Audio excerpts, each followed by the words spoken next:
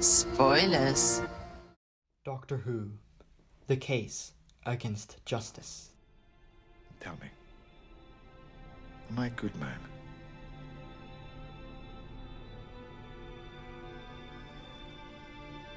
I don't know. Neither do I.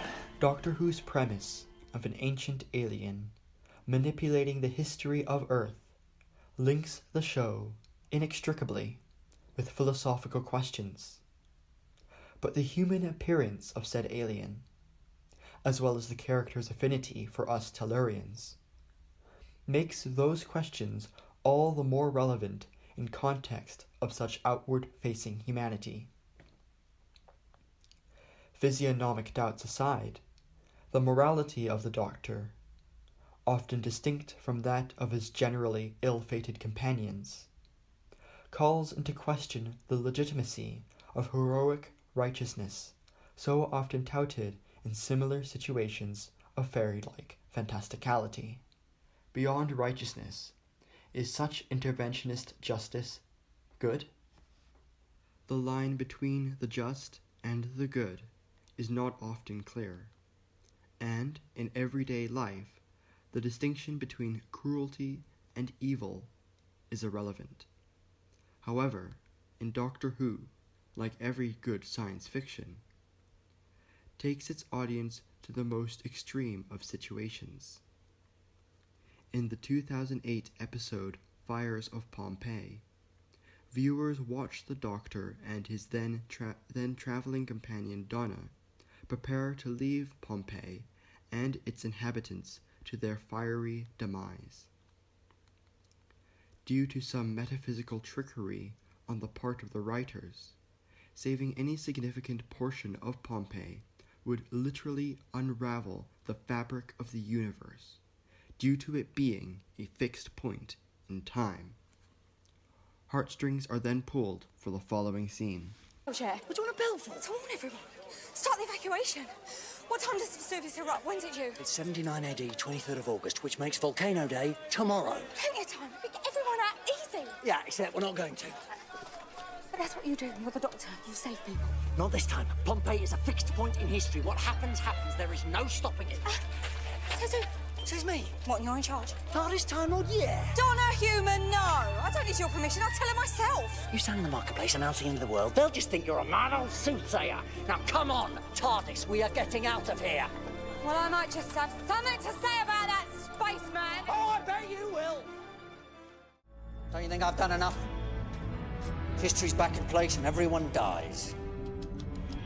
You've got to go back. Doctor, I'm telling you, take this thing back.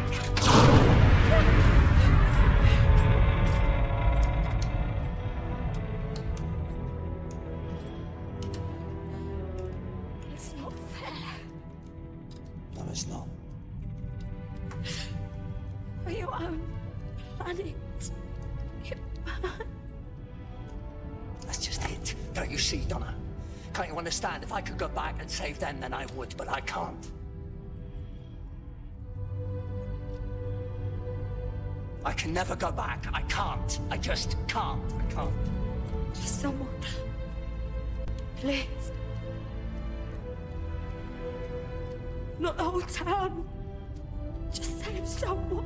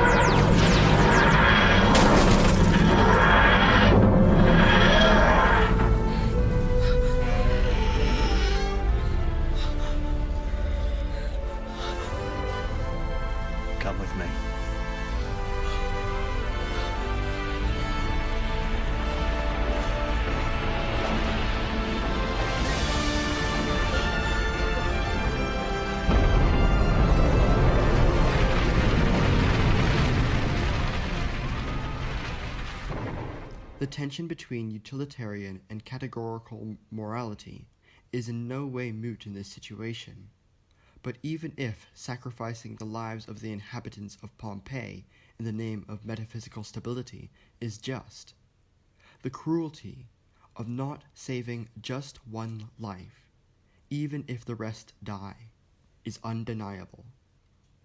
Yet how does one decide who to save and who to abandon? Is it fair to save anyone if the rest die? This idea of fairness is violated for kindness, for the sake of the individual. In the end, the doctor must become the arbiter of life. I'm so sick of losing. You didn't lose. You saved the town. I don't mean the war. I'll lose any war you like.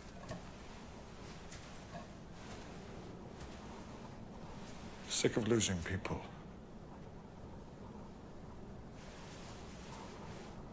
Look at you.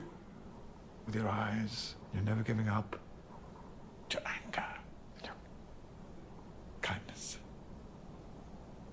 And one day, the memory of that will hurt so much that I won't be able to breathe, and I'll do what I always do. I'll get in my box and I'll run, and I'll run. In case all the pain ever catches up, in every place I go, it will be there. You did your best.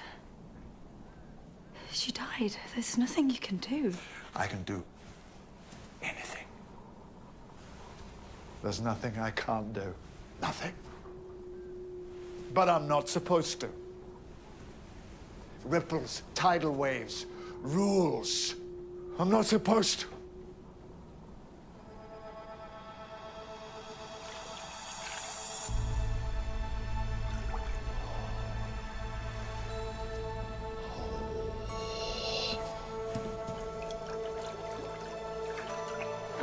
What's wrong? My face.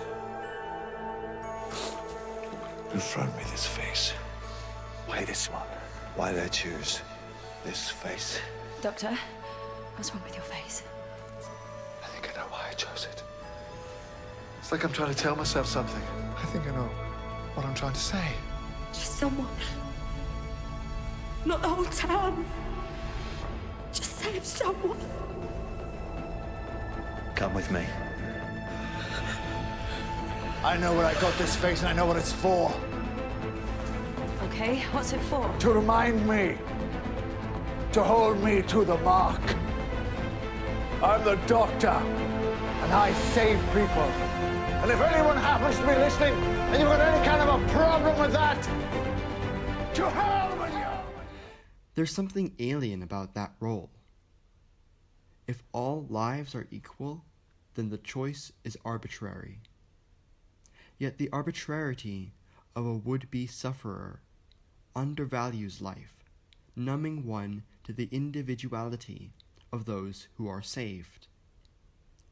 Such an act almost becomes meaningless and without humanity, because in choosing between lives, saving one person becomes equivalent to killing another.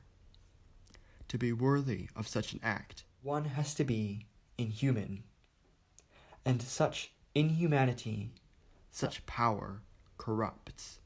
All my travellings throughout the universe, I have battled against evil, against power-mad conspirators. I should have stayed here. The oldest civilization. Decadent, degenerate, and rotten to the core. Power-mad conspirators, Daleks, Sontarans, Cybermen. They're still in the nursery compared to us. 10 million years of absolute power. That's what it takes to be really corrupt. Yes, because there are laws. There are laws of time. And once upon a time, there were people in charge of those laws, but they died. They all died. Do you know who that leaves? Me! It's taken me all these years to realize the laws of time are mine, and they will obey me! However, to contrast this, there is an example in Doctor Who when the individual isn't saved, and the Doctor has no inhuman power. When an innocent is framed for a crime and is sentenced to death, the Doctor can't save them without breaking their social contract, as is explained. I brokered a truce. We have strict rules against violence here. Rules every creature must abide by if they wish to remain on the street. Get away from us! I want your kind round here. What's better, that they're in here with me, peaceful and cooperative, or out there on Earth like the Zygons? We haven't had an act of violence on this street for 100 years, until yesterday when your friends... So you just want the human dead, is that it? You don't get it, do you? If the human didn't do it, that means one of us did it, which means folks start pointing fingers, turning on each other. And once we turn on each other in here, that's it. I might as well be back in a war zone. So you'll just let Rigsy die? To keep the peace? Yeah, I will.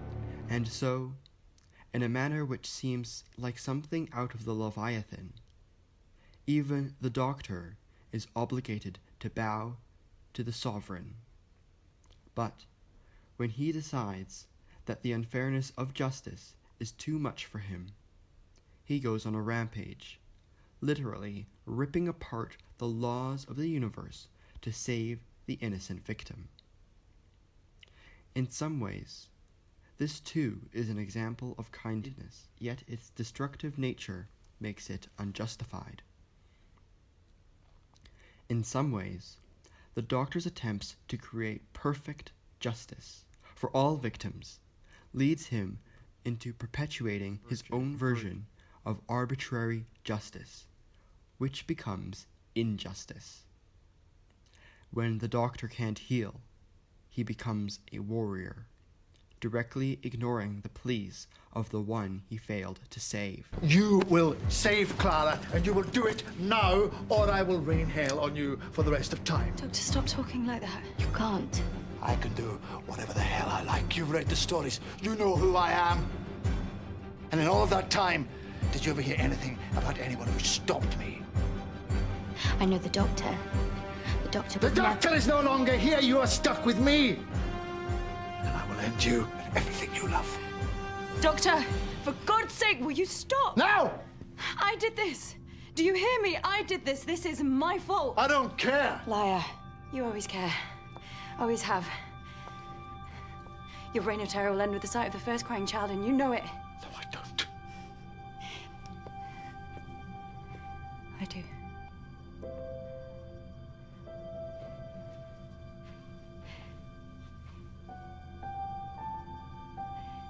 Listen. If this is the last I ever see of you, please. Not like this.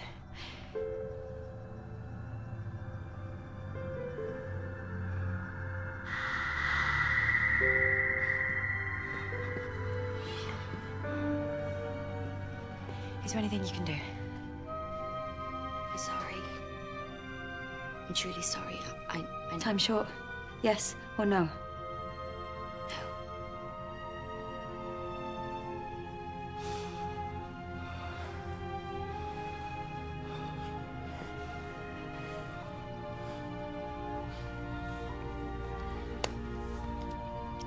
Well, if Danny Pink can do it, so can I.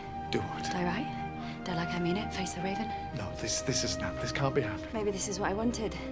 Maybe this is it. Maybe this is why I kept running. Maybe this is why I kept taking all those stupid risks, kept pushing it. This is my fault. This is my choice. I let you get reckless. Why? Why should I be so reckless? You're reckless. All the bloody time. Why can't I be like you? Hannah, there's nothing special about me. I am nothing, but I'm less breakable than you. I should have taken care of you. I never asked you to. You shouldn't have to ask. Clara, if I'd known I'd... Don't. Shut up. Really, Rigsy, shut up. If you feel guilty about this, even for 1 minute,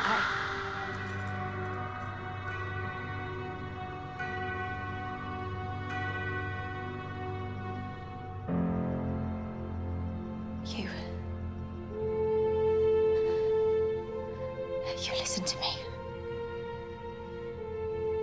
You're gonna be alone now. And you're very bad at that. You're gonna be furious, and you're gonna be sad. But listen to me. Don't let this change you. No, listen. Whatever happens next, wherever she is sending you, I know what you're capable of. You don't be a warrior. Promise me. Be a doctor. What's the point of being a doctor if I can't cure? Heal yourself. You have to. You can't let this turn you into a monster, so... I'm not asking you for a promise. I'm giving you an order. You will not insult my memory. There will be no revenge. I will die, and no one else here or anywhere will suffer. What about me? If there was something I could do about that, I would. Guess we're both just gonna have to be brave.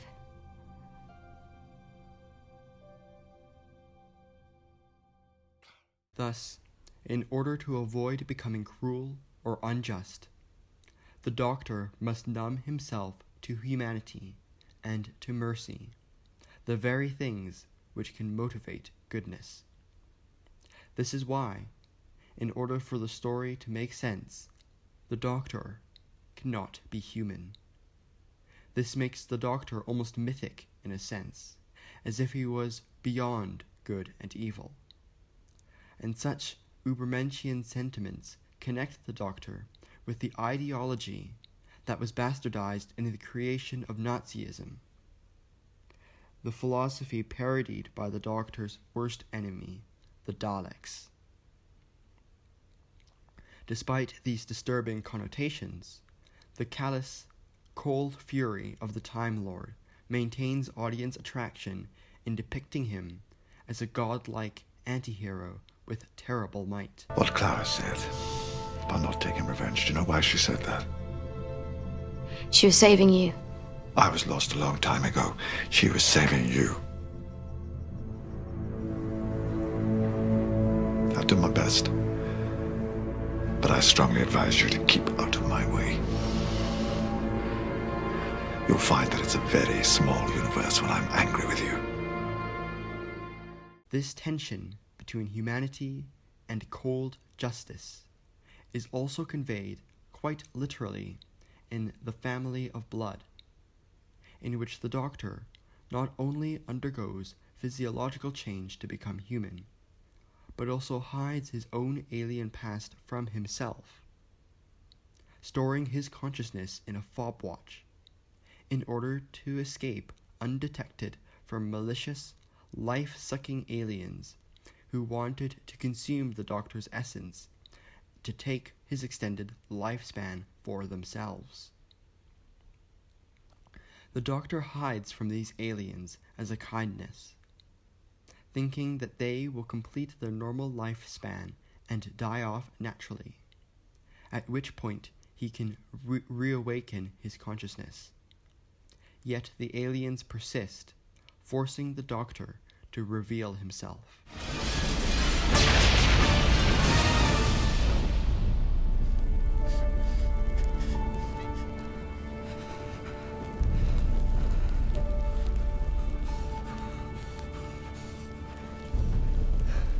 He never raised his voice.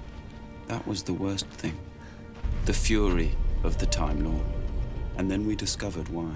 Why this Doctor, who had fought with gods and demons, why he'd run away from us and hidden. He was being kind. He wrapped my father in unbreakable chains, forged in the heart of a dwarf star. He tricked my mother into the event horizon of a collapsing galaxy, to be imprisoned there forever.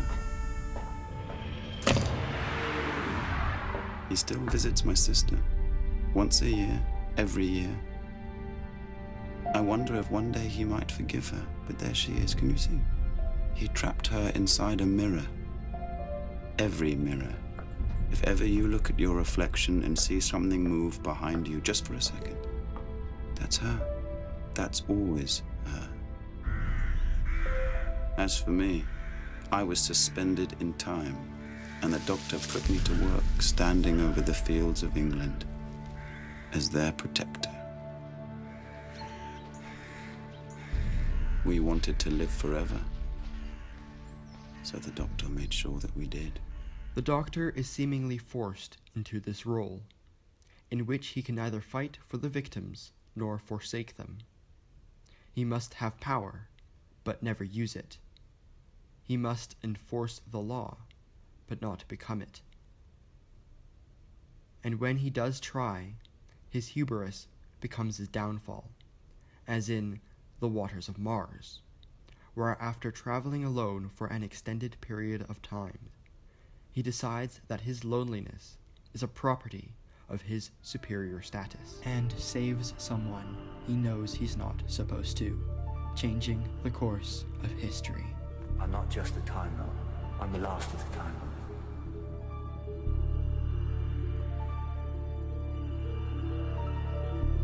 They'll never come back, not now. I've got a TARDIS. Same old life, last of the Time Lords. And they died, took it all with them.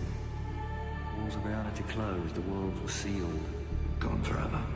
And the Time Lords kept their eye on him, and he's gone. But they died, the Time Lords. All of them, they died. I'm the last of the Time Lords.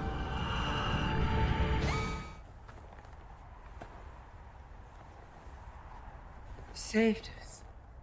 Just think, though. Your daughter and your daughter's daughter, you can see them again. Family reunion. But I'm supposed to be dead. Not anymore. Susie. My granddaughter. The person she's supposed to become. Might never exist now. Nah. Captain had leg to inspire her face to face. Different details, but the story's the same. You can't know that. And if my family changes, the whole of history could change. The future of the human race. No one should have that much power. Tough.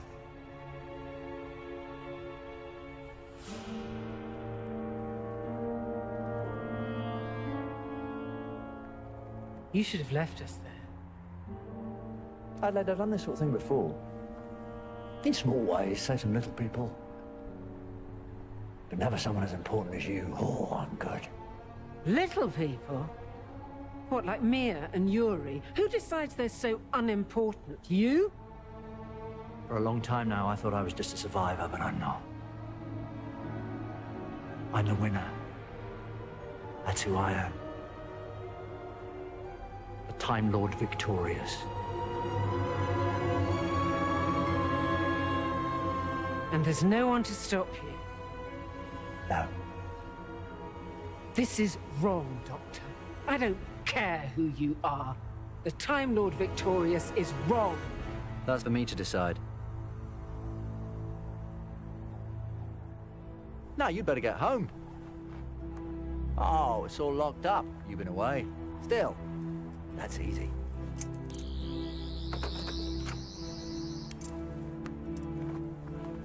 All yours. Is there nothing you can't do? Not anymore.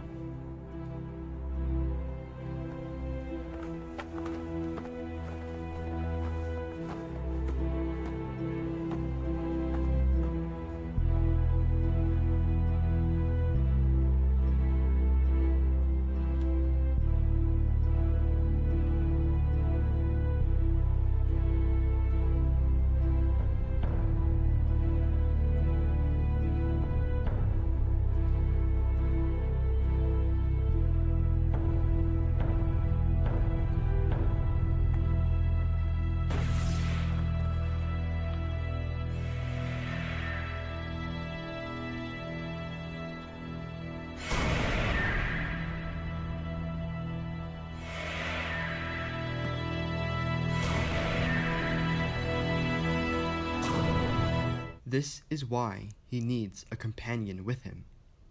He needs someone to remind him and to hold him back. In literally witnessing the history of the universe, an outsider's cynicism is replaced by a companion's faith. This faith in the kindness of others is the reason the Doctor travels, and he finds it in The Beast Below, in which future London, riding on the back of a star whale, must choose between 1. Allowing the star whale to choose whether or not to continue supporting London and risk the lives of an entire city, or 2.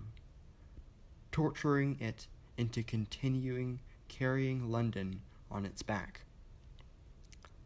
Like the Child of Omelas, from a short story by Ursula K. Le Guin, the continued existence of the city means denying the rights of the individual. The Doctor, once again, must be inhuman. Doctor! Yeah, I know. You're only human. What are you doing? The worst thing I'll ever do. I'm going to pass a massive electrical charge through the Starwell's brain. Should knock out all its high functions, leave it vegetable. The ship will still fly, but the whale won't feel it. That would be like killing it. Look, 3 options. 1, I let the Starwell continue in unendurable agony for hundreds more years. 2, I kill everyone on this ship.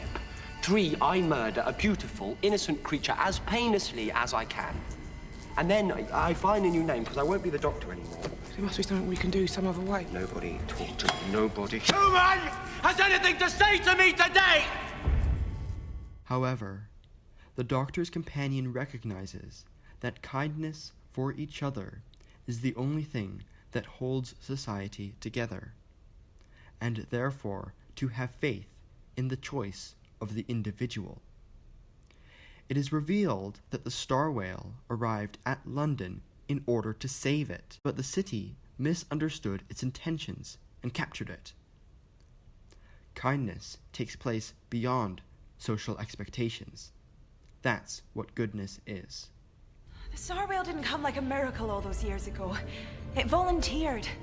You didn't have to trap it or torture it. That was all just you.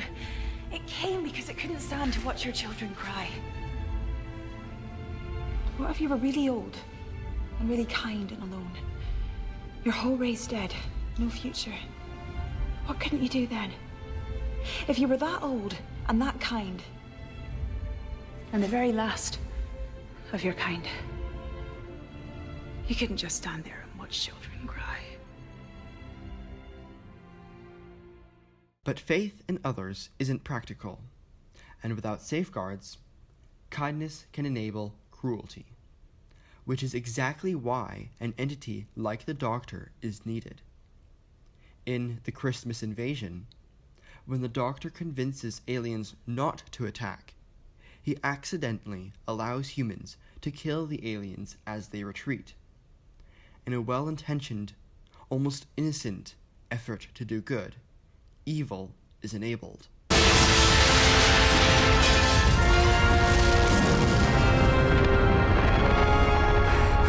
What is that? What's happening?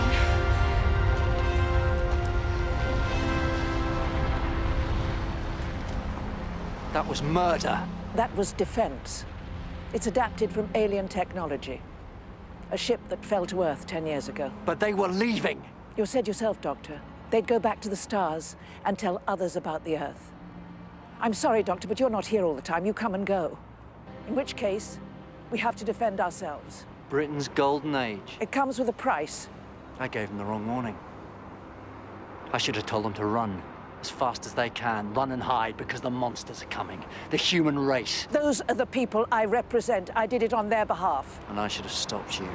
What does that make you, Doctor?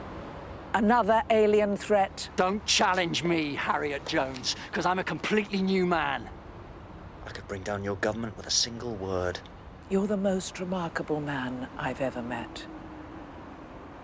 But I don't think you're quite capable of that. No, you're right. Not a single word. Just 6. I don't think so. 6 words. Stop it. 6.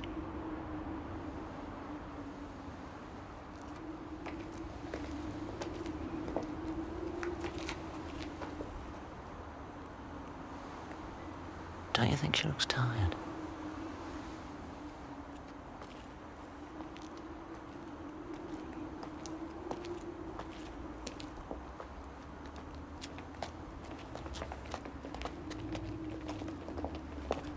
What did he say? Well, nothing, really. What did he say? Nothing, I don't know. Doctor! Doctor, what was that? What did he say? What did you say, Doctor? Doctor! I'm sorry. We could end this right now. We could save everyone right now. This is not how we roll, and you know it. What's happened to you, Doctor? When did killing someone become an option? Rex has to answer for his crimes. And what then? Are you going to hunt down everyone who's made a gun or a bullet or a bomb? But they keep coming back. Don't you see? Every time I negotiate, I try to understand. Well, not today. No. Today, I honor the victims first. His, the Masters, the Daleks, all the people who died because of my mercy. See, this is what happens when you travel alone for too long.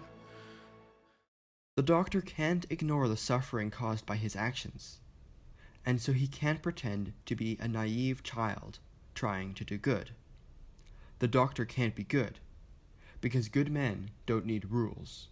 Rules that allow the Doctor to fight evil, but not become it, and to be humane, but not human. Oh, look, I'm angry, that's new. I'm really not sure what's going to happen now. The anger of a good man is not a problem. Good men have too many rules.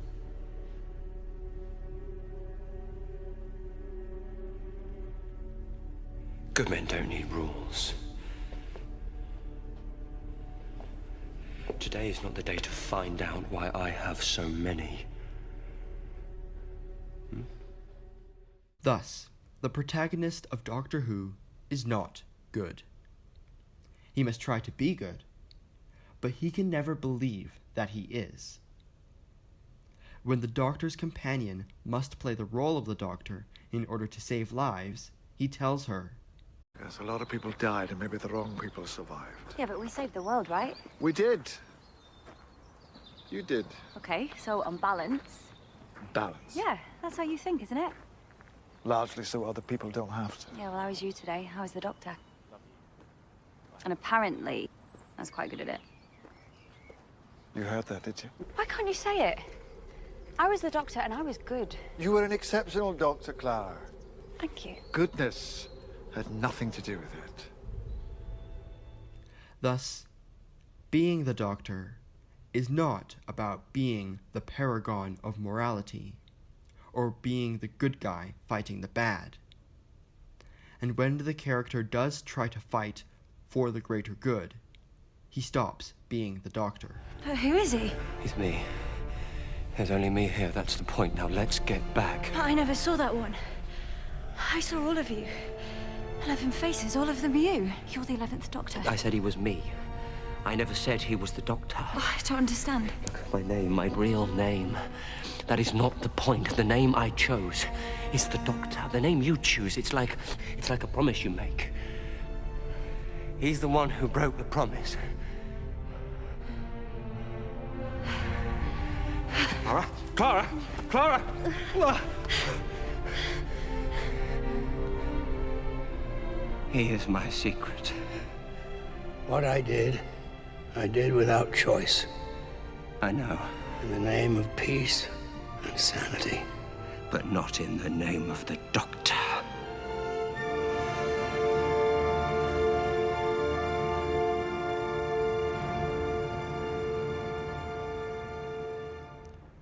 See, it's not a question of being right or just, because in each case I've talked about, moral superiority allows you to justify evil actions.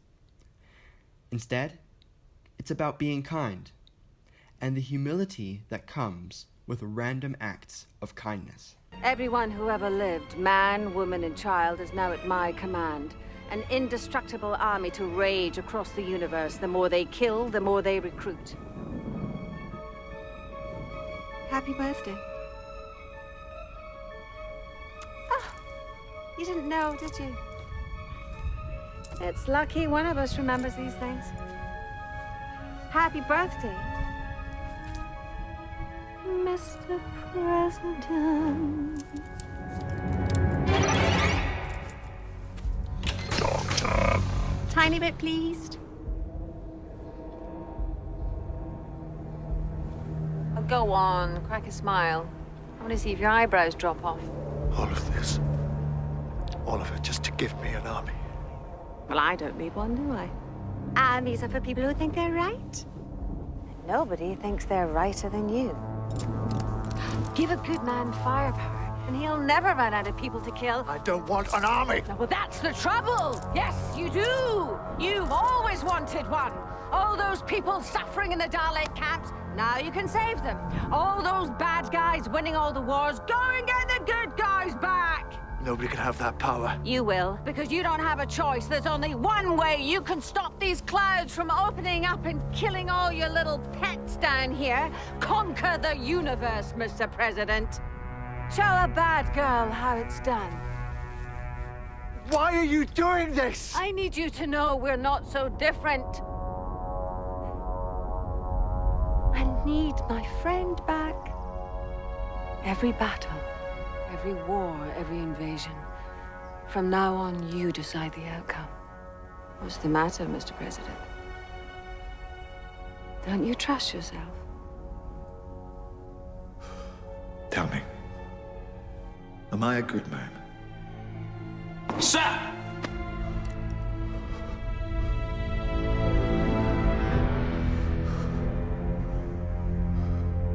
I see into your soul, Doctor. I see hatred. I'm not a hero. You are a good Dalek.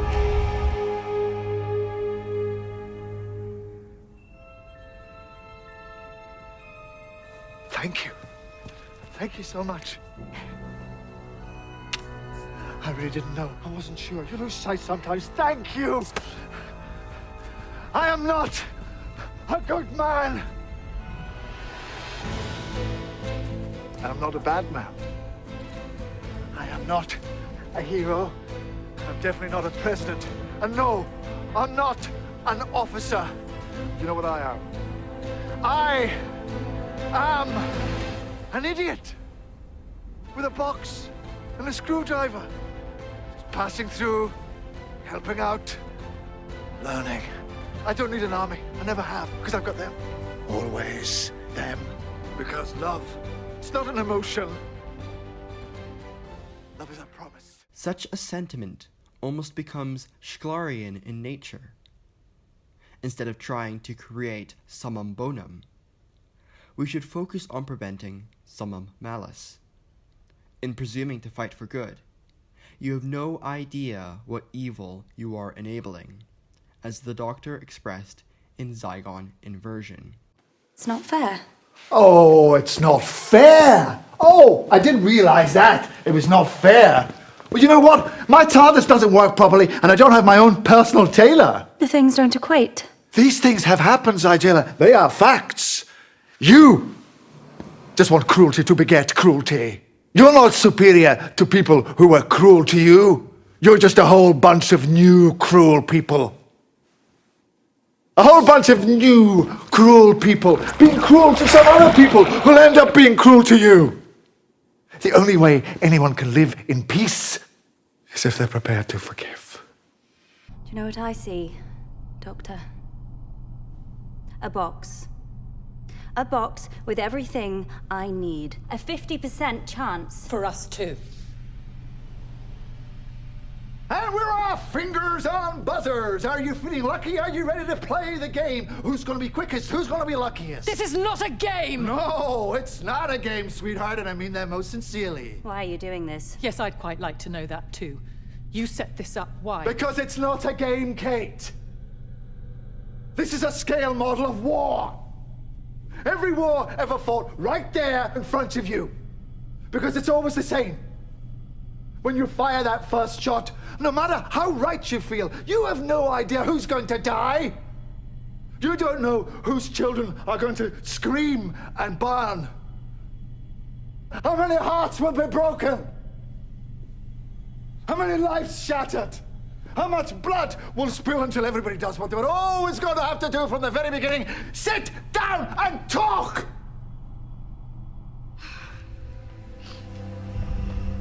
It's weird being with you. I can't tell what's right and what's wrong anymore. It's better that way. People who know for certain tend to be like Mr. Holpen. By having intellectual humility and not being convinced by how right you are, one avoids perpetuating evil. This is the concept of mercy, to spare another's life, as the Doctor explains. What makes you so sure that your life is worth more than those people out there on the ice? Is it the money? The accident of birth? Puts you inside that big fancy house? I help move this country forward. I move this empire forward. Human progress isn't measured by industry. It's measured by the value you place on a life. An unimportant life. A life without privilege. The boy who died on the river, that boy's value is your value. That's what defines an age. That's what defines a species. To have mercy, even when you are entirely justified to take revenge, is virtue. Virtue is only virtue in extremis. Greetings, sinner. Only in darkness are we revealed. I never sent for you. Goodness is not goodness that seeks advantage. Good is good in the final hour, in the deepest pit, without hope, without witness, without reward. Virtue is only virtue in extremis. This is what he believes, my doctor.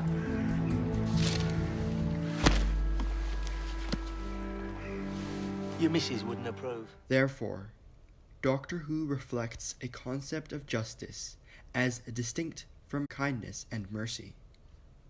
Mercy is what justice isn't. I'll take you home. Which side are you on? Are you the enemy?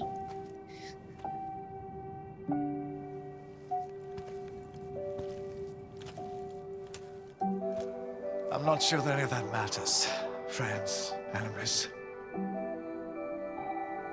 So long as there's mercy. Always mercy. As a last detail, kindness therefore prevents further evil.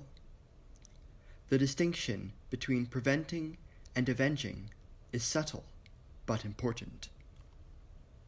In fighting what we believe to be evil, we privilege our moral perspective, thereby ignoring our fallibility and forgetting the humility of being an idiot in a box. Such hatred of evil turns us into the very thing we seek to destroy, as shown in Dalek. You're just a soldier without commands.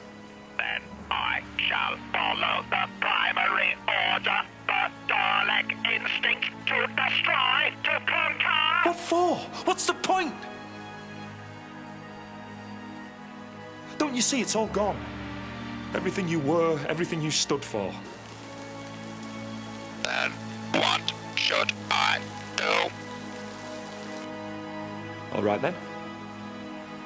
If you want orders, follow this one.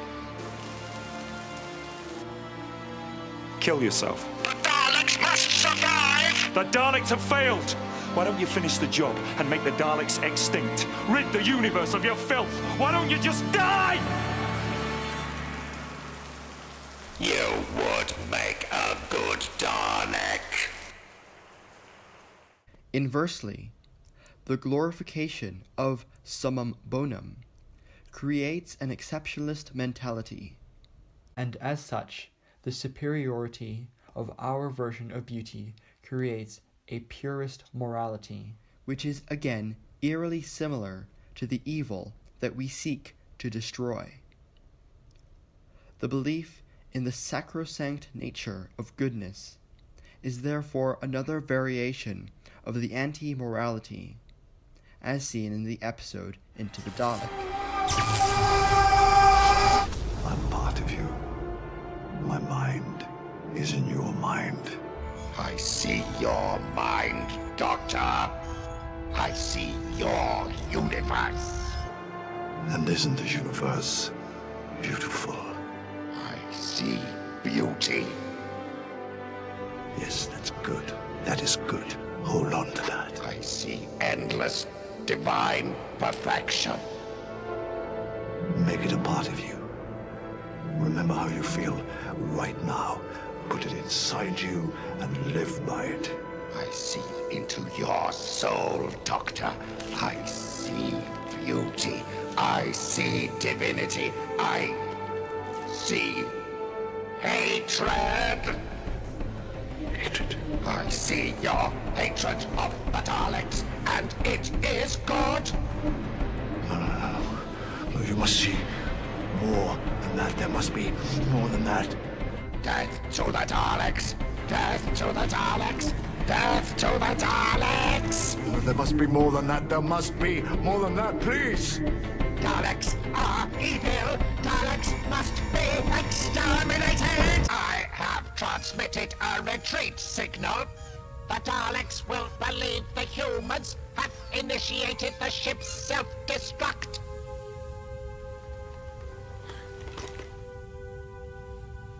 What about you, Rusty? I must go with them. Of course you must. You have unfinished work, haven't you? Victory is yours, but it does not please you. You looked inside me and you saw hatred. That's not victory. Victory would have been a good Dalek. I am not a good Dalek. You are a good Dalek. Therefore, if mercy is what justice isn't, then justice is either anti-action against evil or action towards a greater good. Such goodness or righteousness, although heroic, ultimately isn't humane. Thus, how this concept of justice is reflected in Doctor Who highlights the hubris of both the greatest good and the greatest evil. If mercy is what justice isn't, justice is pride. This is the answer to what must be the staple question of justice, the question of genocide. What are you waiting for? Just touch these two strands together, and the Daleks are finished. Have I that right? To destroy the Daleks, you can't doubt it. But I do. You see, some things could be better with the Daleks. Many future worlds will become allies just because of their fear of the Daleks. It isn't like that. But the final responsibility is mine, and mine alone.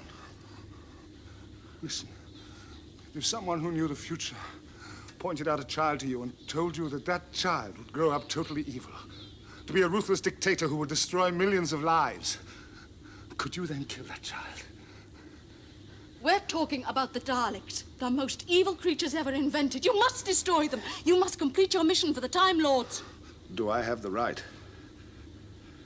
Simply touch one wire against the other, and it's it. The Daleks cease to exist. Hundreds of millions of people, thousands of generations can live without fear, in peace, and never even know the word Dalek. Then why wait? If it was a disease or some sort of bacteria you were destroying, you wouldn't hesitate. But if I kill, wipe out a whole intelligent life form, then I become like them. I'd be no better than the Daleks. Think of all the suffering there'll be if you don't do it. Doctor! Doctor, I've been looking everywhere for you. Davros has agreed to our terms. He submitted? He did, but he asked only one thing, that he might be allowed to address a meeting of all the elite, scientific and military. He's going to put a case? Yes, but a vote will be taken. It's a foregone conclusion. It'll be a complete landslide against any further development of the Daleks. We've won. The answer is not to privilege the victims, blindly assuming that they wouldn't violate their aggressors once the situation is reversed. Nor is it, as shown in the clip, to kill those who have perpetuated evil. In preventing power from being further abused, the episode shows that where justice responds to the past, mercy ensures a better future. This creates hope. There's a nuclear warhead 20 feet beneath us. Are you sitting comfortably? You would destroy London to save the world? Yes, I would. One word from you would cancel the countdown. Quite so. It's key to your voice print. And mine alone. Not anymore. Cancel the detonation. Countermand it! Cancel the detonation! Countermand it! We only have to agree to live. Sadly, we can only agree to die. Just as Hobbes showed that just as justice requires one to give up their rights of nature, peace requires one to give up power and even to give up information. Only in relinquishing the past can we obtain the future. Such a state can only be acquired behind the veil of ignorance. Rawls' original position is in extremis, where giving up privilege and the past, which is an act of mercy, allows for individuals to come together. Please, Doctor. Please save us. Please save us. Please save us.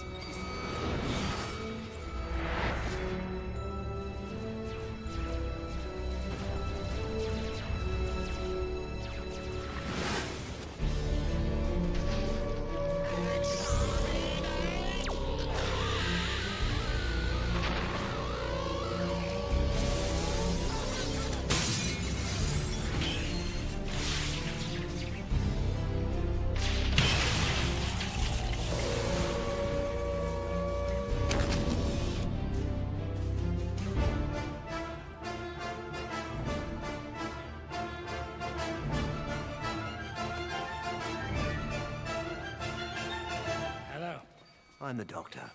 Sorry about the Dalek. Also the showing off. Kate Lethbridge Stewart. What in the name of sanity are you doing? The countdown can only be halted at my personal command. There's nothing you can do. Except make you both agree to halt it. Not even for 3 of you. You're about to murder millions of people. To save billions. How many times have you made that calculation? Once. Turn me into the man I am now. I'm not even sure who that is anymore. You tell yourself it's justified, but it's a lie. Because what I did that day was wrong. Just wrong.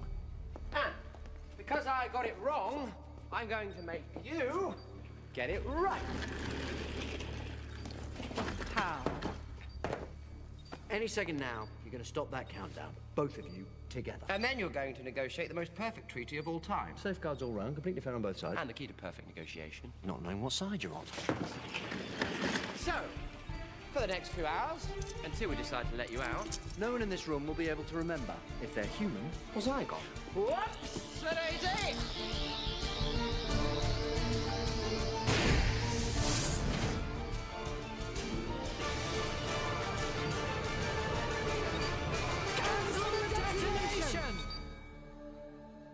Peace in our time. Ironically, it is from behind a veil of ignorance that society, complete with a system of justice of its own, emerges. I have shown thus far how mercy exists outside the system of justice. Yet, by giving up knowledge, the individuals in the clip created and submitted to a system of justice. Thus, mercy is the submission to the justice of society for the sake of stability and peace, even if such an act is against moral vindication. Such hypocrisy is the price of mercy and, one could argue, democracy. That's a little beyond the scope of this video, so let's just bring it back to the original question. How does Doctor Who reflect my vision of justice? Well, it reflects it as distinct from mercy, but such a humanist perspective is not necessarily against justice. How does it do this? Through how the choices we make define who we are. The conflict of justice is the tension between identities. We don't need any more dead. But it's them or us. It doesn't mean you have to kill them. I'm trying to save your life. Listen to me. Killing. After a while, it infects you. And once it does, you're never rid of it. We don't have a choice. We always have a choice. But that's how all this started. Jex turned someone into a weapon. Now that same story is going to make you a killer too. Don't you see, violence doesn't end violence. It extends it. No, I don't think you want to do this. I don't think you want to become that man. There's kids here. I know. Who I can save if you'll let me. You really worth the risk? Don't know. But you are.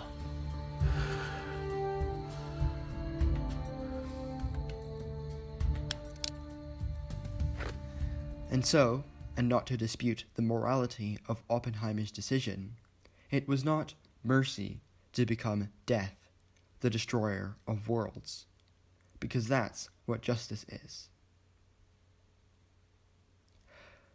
Okay, to footnote this, I'm not entirely sure I agree with that perspective, and there are numerous problems with it. But I found it really hard to twist it into something I do agree with, so despite my best intentions, that was the video.